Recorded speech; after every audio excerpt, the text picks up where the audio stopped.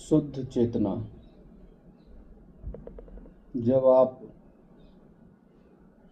शुद्ध चेतना में स्थित होते हो, आप मुक्त होते हो। आपको कोई बंधन में डालने वाला है ही नहीं। आप ही स्वयं प्रकृति को स्वीकार करते हो। प्रकृति के गुण और प्रभाव में बहते हो, और जैसे जैसे प्रकृति आप पर हावी होती जाती है, आप जीव होते जाते हो।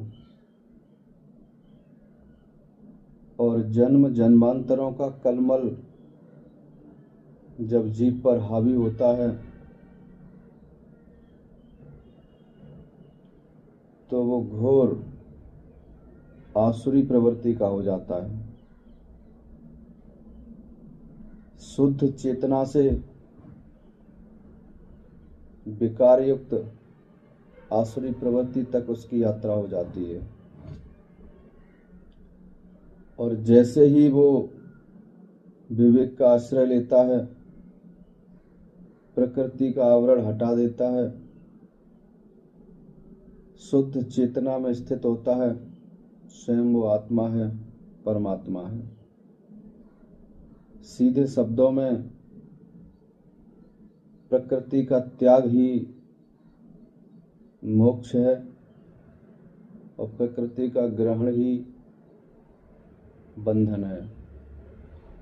और ये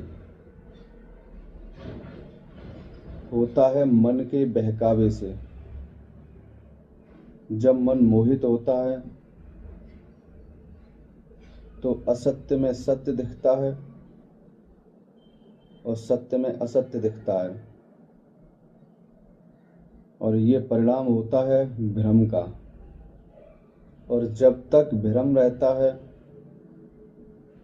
ये सत्य को असत्य और असत्य को असत्य समझता रहता है, और जन्म जन्मांतरों इन्हीं रूढ़ियों में बंधता रहता है।